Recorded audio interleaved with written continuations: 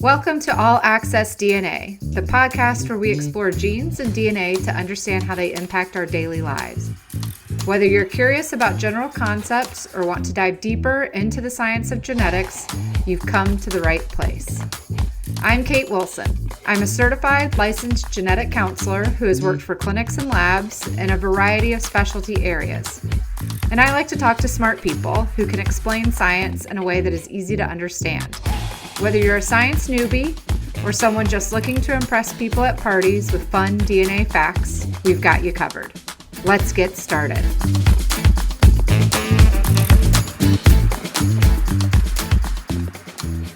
Hey DNA, this is Kate Wilson, and I'm back with another episode of All Access DNA. In today's episode, we are talking to Blair Stevens, she, her, about prenatal genetic screening. Blair is a board-certified genetic counselor with over 15 years of experience in reproductive genetics. Hi, Blair. I'm excited to have you on the show today. Thanks so much, Kate. So first off, I was hoping you could tell us a little bit more about how you got into prenatal genetics. So I've been a prenatal genetic counselor my entire career, and during our training, we dabble in a lot of different specialties, but I always loved the autonomy that I got in prenatal genetics, being kind of the genetics expert in a multidisciplinary team of obstetricians and nurses and other specialties. But I really just enjoy being the person that patients can go to when they're in the midst of uncertainty, or when they get a result that they can't quite, figure out by doing a quick Google search of what this test means. So I really enjoy helping families navigate uncertainty during such a vulnerable time such as pregnancy, because obviously it has a lot of anxiety surrounding pregnancy in general. So I love being there for our expectant parents when they have lots of questions. Mm-hmm. And so you probably see folks for a variety of reasons. One is to screen for certain conditions. There might be some other things like diagnostic testing, or people may even see you preconception, so prior to becoming pregnant, correct? Mm-hmm. Okay. But today I know we wanted to focus a little bit more on the screening aspect. So if you could tell us about prenatal screening, what is it and what should people know about it? Yeah, prenatal screening is recommended for all pregnant individuals. And so if you are pregnant or planning a pregnancy, it's something that you'll likely encounter. Most people get offered prenatal screening from their OB, and they don't necessarily see a genetic counselor. So I usually see patients when they come back with an atypical result from their prenatal screening. But essentially what it is we know most babies are born perfectly healthy, but there is a fraction of pregnancies that are at risk for a genetic condition. And oftentimes those genetic conditions happen by random chance. And so there's no way of knowing that it's going to happen to you or your baby. Or other times there's conditions that silently run in families. And so you wouldn't know that you're at risk for them unless you did a genetic test. And so prenatal genetic screening specifically, the goal of it is to really separate people into a low risk versus a high risk category and tell us who do we think is more likely to be that pregnancy that has a genetic condition, so we can focus further education and testing options on them.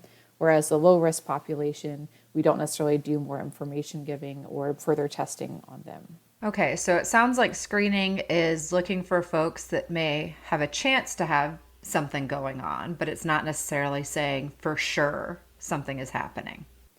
Exactly. You mentioned a second ago diagnostic testing. There's really two major types of prenatal testing when we talk about genetics.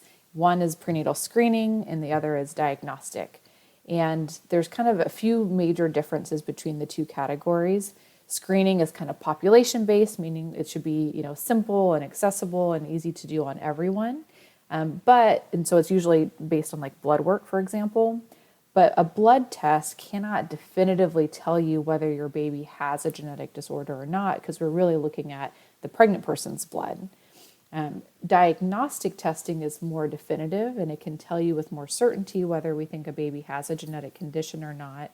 But in order to do the diagnostic test, we have to do an invasive procedure that gets us a sample of genetic information from the pregnancy, such as an amniocentesis, that gets amniotic fluid, or what's called a chorionic villus sampling procedure that gets a sample of the placenta.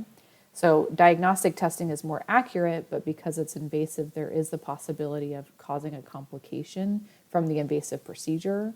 Although those complications are uncommon, they happen in 1% of the time or less. Another big difference is that diagnostic testing can test for many more conditions than a blood test can with screening. So those two different types of categories, they have different benefits and risks and limitations, and it's all about kind of what is a family's priority when doing testing that helps us decide which test is best for them. So somebody could come in and potentially do the screening. If something's seen on the screening, then they do have the option to do the invasive diagnostic test. Exactly. That's a really common approach with a lot of the families that I see. Most families don't have a major risk factor, and most families are expecting reassuring results from their blood testing. And so if they start with blood testing, they get reassurance. Many times they don't want to take the risk of a diagnostic procedure. But alternatively, if a patient comes back with an increased risk from their blood work, oftentimes they do want to know definitively whether they are a true positive or what we call a false positive. And so then they can consider more diagnostic testing options after having a more thorough conversation with the genetic counselor. Okay. And so you had mentioned, that there are multiple types of conditions. There's not just kind of one thing that we're looking for. What is prenatal screening looking for? What can be found by using prenatal screening? So the answer to that question is definitely evolving, and there's different types of prenatal screening. And so it just depends. But I would say there's some basic things that are covered by most prenatal screens. So generally speaking, there's two tests that we offer everyone in the screening category. One is called non-invasive prenatal testing. We call it NIPT for short. Some people might call it NIPS for screening, or might even call it cell-free DNA screening. So it has lots of different names. But at its core, it almost always looks for Down syndrome, trisomy 18, trisomy 13, and then sex chromosome variations. Most people have heard of Down syndrome and are at least somewhat familiar with Down syndrome. Many people are unfamiliar with the other conditions. So trisomy 13 and 18 are far more rare, but far more severe than something like Down syndrome, whereas sex chromosome variations can oftentimes be so mild that you might not even realize that you have a sex chromosome variation and don't have major medical or developmental differences. And so blood testing can look for all of those, what we call chromosome conditions. And we recommend it in every pregnancy because these conditions happen by chance. And so it's something that could happen just by chance in any of the pregnancies that you might have. And it's done early in pregnancy, anytime after 10 weeks. So that's one routine option. And then the other test that we offer everyone in pregnancy is called carrier screening. Carrier screening actually looks at the parents' genetic information to see what genetic changes they might be silently carrying and have no idea. And for most of these conditions, they're what we call recessive, meaning only if both parents carry the recessive genetic change and both pass it on are we concerned about the baby having the disorder. So oftentimes we do have to test both parents. And historically, we've focused on just the most common recessive conditions, such as cystic fibrosis, sickle cell anemia, spinal muscular atrophy.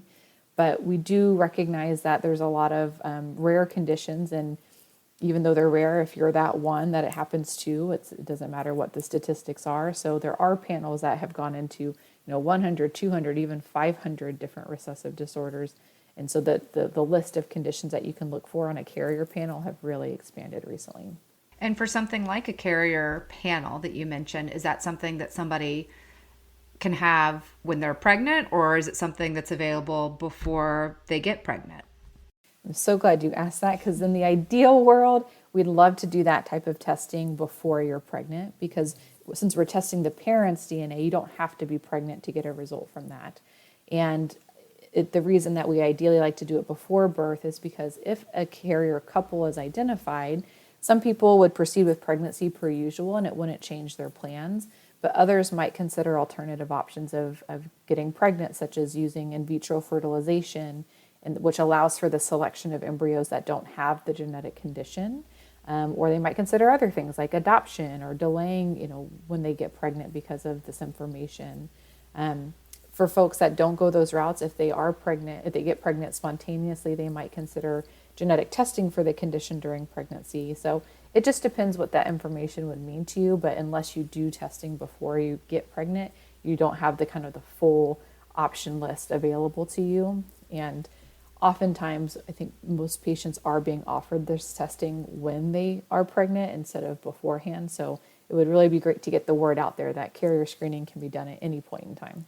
Okay, good to know. So you had mentioned a few different options for screening, the carrier screening, and then you mentioned an NIPT or cell-free DNA option. How accurate is this type of prenatal screening? So I guess how accurate are those two different types? So screening tests nowadays are generally pretty accurate. For example, with NIPT, the detection rate for Down syndrome is 99%, and fewer than 1% of people get false positives for Down syndrome. So it's not 100%. It does not give you a for sure diagnosis, or it doesn't rule out things with 100% certainty, but it is a fairly good screening test. I think what's important to know, though, is if you get a positive result, that doesn't mean that there's a 99% chance that your pregnancy does in fact have the condition. Those numbers are different and we can be personalized to you once we look at more things about a patient, such as their age, the presence or absence of ultrasound findings, and other factors. And then the other thing I think is good to know is that while NIPT, for example, is an excellent Down syndrome screening test, it doesn't look for every genetic condition. And so if you get a reassuring result from NIPT, it doesn't put you in the clear for all genetic disorders. It's just what it's looking for specifically. So oftentimes when I see families that might present to our clinic because of an ultrasound finding, such as a heart defect, they might think that there's no way it could be a genetic cause to my baby's heart defect because I had a blood test that came back okay. And unfortunately, there's a lot of things that we just don't look for with blood testing because they're just not common enough to be included. So there's not one test right now that tests for everything. Exactly. Our jobs would be so much simpler if we had one test that could just look for everything with high accuracy, but we don't even understand every gene that our body has and what its role is, and so there's just no way to rule out everything. Okay. And you had mentioned with the carrier screening type of screening that ideally it would be nice to have it done before getting pregnant, but it can still be done during pregnancy. What's the ideal timing for something like NIPT? So NIPT we cannot do until there's enough DNA from the placenta that gets into the circulation of the pregnant person. And it depends by lab, but generally speaking, there should be enough DNA by 9 to 10 weeks of gestation in order to do NIPT. So most people do it in the first trimester, but I would wait until after 10 weeks just to make sure that your sample doesn't get rejected by the laboratory and that there's enough DNA from the pregnancy for something to be found. So NIPT, is that the one that also tells people the sex of the baby?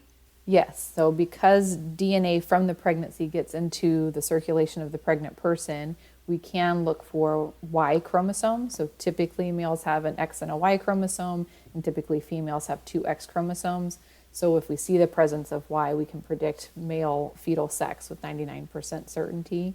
So that is a very big part of why NIPT is such a popular test, but I do want to stress that the sex prediction is just one small piece of what that test is looking for, and the whole reason that it's offered to pregnant people is to look for the other genetic conditions such as Down syndrome and the trisomies.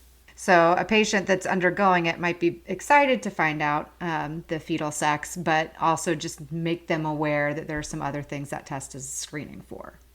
Exactly. As long as you're on board with learning the information about the other genetic conditions, it's nice to also find out the sex of your baby. We're all excited to learn that information. But some patients have said, I don't want to know the status of like the Down syndrome results, and I just want to know fetal sex. And NIPT is not designed to just look for fetal sex. There's other products I'm sure on the market that you can get that look for just that. But NIPT in the doctor's office includes usually all those conditions. Okay, that's good to know. And is this something that you go to see somebody like yourself in a genetic type of clinic, or can your OBGYN do it? And so any healthcare provider can order the testing. Most patients don't see a genetic counselor before just routine genetic screening, and so their OB is who orders it. But it does vary, and hopefully whoever orders the testing is providing adequate information about the pros and cons of testing. And if you are unsure and you want to talk with someone with expertise, genetic counselors are available a lot of times by telemedicine. So even if there's not one locally, you can find access to genetic counselors by telemedicine through various services. And I know there's what is it, findageneticcounselor.org. So we've mentioned that in another couple of episodes, so we can put that down in the show notes as well. Great. Do all pregnant people need this prenatal screening? So it's really based on individual needs and values and preferences. I will say that oftentimes physicians and the people that are going to be taking care of your baby after delivery would prefer to know more versus less about your baby's medical needs. And sometimes we do alter prenatal management if we know a baby has a genetic condition. For example, we might do extra ultrasounds or look at the heart more carefully if we know a baby's at risk for a heart defect by ultrasound. Or might even change the location of where you deliver so that you're in the best hospital, for your baby's medical needs. So prenatal and postnatal management can change based off of genetic test results, but generally speaking, whether you know ahead of time or at the time of delivery about a condition such as Down syndrome is really a personal one. Some families appreciate having the heads up before birth so that they can process that information, learn more about the diagnosis, just have time to adjust to the diagnosis and be prepared. Whereas other families tell me that knowing ahead of time, they don't think there would be as much benefit to them because maybe it would just cause undue anxiety. And the preparation is not something that they feel like they need. So I think it's really important when a couple finds out they're pregnant to have a discussion about if our baby were to have some sort of genetic condition, developmental difference, or anything that's not what people typically expect, would that information be valuable? And most tests give reassurance because most babies don't have these conditions. So most of the time you get reassurance from the process. But if you think that information would be valuable, testing is recommended. If you're not sure, if you don't think testing would be valuable for whatever reason, then yeah, it's totally optional and you can decline prenatal genetic screening. Okay. So it's really kind of up to the patient, their partner, to make those decisions in terms of prenatal screening and testing. Absolutely. Let's say, because you had mentioned, if something is found on screening, there is the option of doing that invasive procedure, something like an amniocentesis to find out more. So if I'm a patient, I get a call that there is something found on my NIPT, for example. What are some of the next steps I should do? Like, should I start Googling things? Should I assume that my baby has something? Like, what do you advise patients who find themselves in this situation? Yeah, it's really common for people to jump to Google as soon as they get that call, or sometimes they don't even get the call from their OB. They get a portal message from their OB office app, or even sometimes a laboratory might send an alert about results. So oftentimes patients are struggling to find out immediate information. And Google can be great for a lot of things. You can look up the condition and see what this condition is. You can look up the blood test and see what other people's experience has been. But what's really challenging about trying to Google your results is it's not tailored to you and you don't know is that exactly accurate information for what your test results are saying. So hopefully whoever ordered the test, such as the OB, would provide that information to you. But oftentimes OBs, that's when they refer to a genetic counselor. And so that's how I often meet families. And when we sit down with the families, and oftentimes we can get them in very quickly after these results come in because it's a very nerve-wracking time waiting for that appointment. So we sit down and we discuss, okay, what exactly are we seeing in your blood test that made it come back with this atypical result? How concerned should we be? What are the percentage chances that it's a real positive versus a false positive? Most times we do offer an amniocentesis or the other procedure, chorionic villus sampling, to try and figure out if it is a true or false positive. But sometimes having an ultrasound on the same day as your genetic counseling appointment can help us also tailor the chances of it being a true or false positive. So ideally, we'd have you meet with a genetic specialist that can really go into much more tailored information and more detailed information about your specific results, and then that will help patients decide whether the invasive testing option is right for them or not. Okay, so that's helpful to know that it's just kind of saying there's something we need to take a closer look at. There's more information to come. And then it's making sure you're getting in to see somebody like yourself to get that additional information, maybe that ultrasound or some additional taking all that information from different areas and putting together that personalized risk. Yeah. For example, I recently saw a patient who was very, very nervous about her results, and her OB, really didn't have a lot of details for them when they called them with the results. And it turns out that her results were actually positive for a sex chromosome variation that we call trisomy X or XXX. And oftentimes when we see a result like that, it's actually the pregnant person that can have that condition, not necessarily the baby, because NIPT takes advantage of the fact that baby's DNA is in mom's bloodstream, but mom's genetic information is also in her bloodstream. And so this trisomy X condition is really mild. Many people, in fact, most people with it don't even get diagnosed because they don't have any major medical problems, and maybe the learning difficulties they had in school were mild enough that they never had genetic testing. And so I was able to reassure that family that trisomy X is a relatively mild condition compared to other disorders on the panel, and that there's a possibility that her baby doesn't have it at all and that it's actually maternal in origin. And in fact, it was for her. And so she was reassured that she was a pretty typical person with no major health or developmental differences. So she was really reassured to know that we could do a blood test on her to find out that she was the one that had it, which made us more reassured that maybe an amniocentesis wasn't something that was super important for her pregnancy.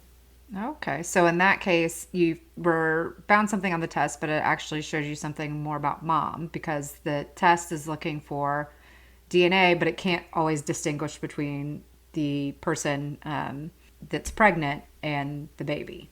Exactly. I guess one of the questions too, in thinking about these types of prenatal screening options, is it's amazing they can test for things or screen for things, but how much of it is covered by insurance? Like, what is the cost of something like this? Because it sounds like very sophisticated technology. So generally speaking, insurance coverage for routine screening is quite good, but it does vary depending on your insurance provider, and it varies depending on the state in which you live in, since Medicaid coverage can vary state by state.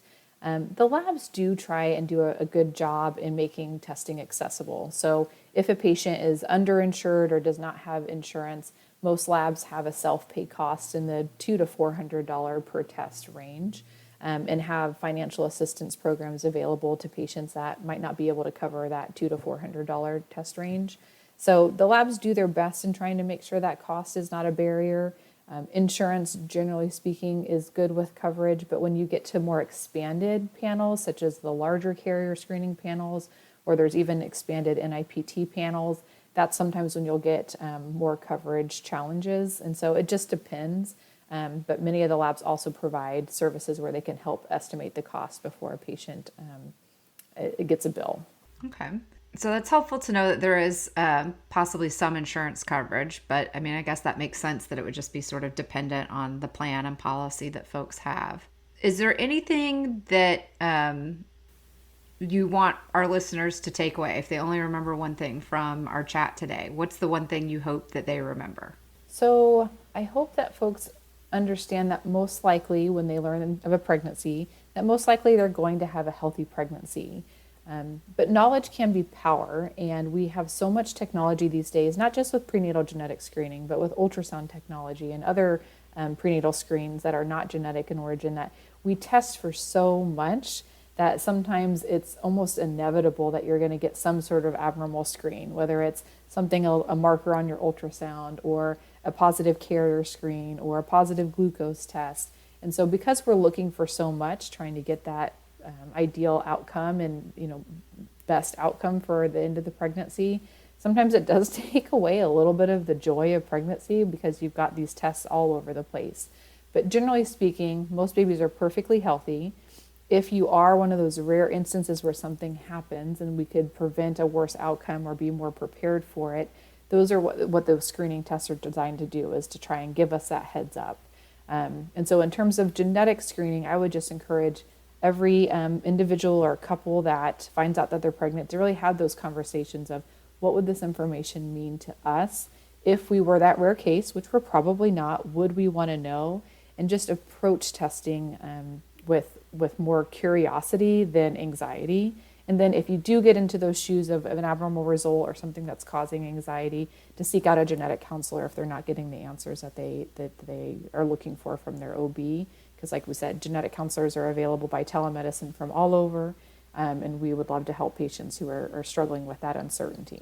Mm-hmm. And I guess that kind of leads me to another question, and it's something I've asked a few of the folks I've talked to so far, is you mentioned, wanting to work with patients to be there in a time of need. What would you say is the best thing about working in prenatal genetics, especially for those that are listening that are maybe considering this as a field, as a career option?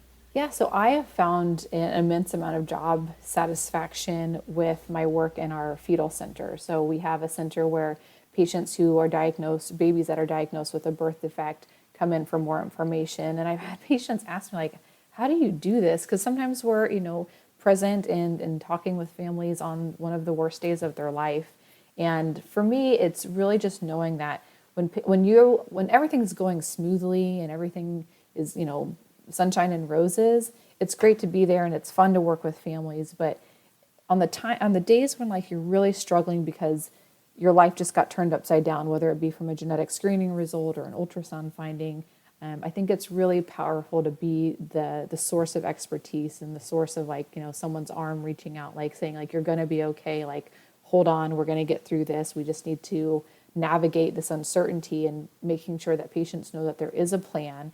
There are ways to understand what's going on better through testing or through more imaging. So I just really enjoy being there during that journey through the uncertainty, because it only lasts for so long. And so patients, who are going through those hard times, they need you the most during those times. And I really enjoy being someone that can help them through it. Mm-hmm. And I'm sure people appreciate having someone with the expertise and the knowledge, but also that awareness of the emotional crisis, trial that they're going through. Yeah, because sometimes we don't have an immediate, fix to uncertainty. Sometimes it takes months and even sometimes years to get through that uncertain phase. And so I think just helping families exist in uncertainty and kind of what emotional and psychosocial tools exist to get through that time period is also really important. So it's not just, the science and the information, but it's how to help families, adapt and deal with all of the various emotions that they're going to run into with genetic testing. But once again, most pregnancies and babies are born perfectly healthy. And so most of the time they don't have to navigate some of those difficult times, but it's important to have people by your side when you do. Yes, definitely. Well, Blair, I appreciate you taking the time to talk with us today. So thank you for coming. Thank you so much for having me. It was really great. For more information about this episode, visit allaccessdna.podbean.com, where you can also stream all episodes of the show. This link is also in the show notes for easy access. Any inquiries on the podcast can be sent to allaccessdna@gmail.com. Check out our Patreon at patreon.com/allaccessdna and consider donating to get bonus content, submit questions for our guests, and connect with other genetic curious individuals. Note that this podcast is for entertainment and education and is not intended to be a substitute for professional medical advice. Please consult your physician with any questions you may have regarding your health. Please rate and review the podcast on Apple, Spotify, or wherever you listen. This helps other people like you discover the show. All Access DNA is hosted, produced, and edited by Kate Wilson. The logo design is by Designs by NKJ. Thanks for listening, and join us next time.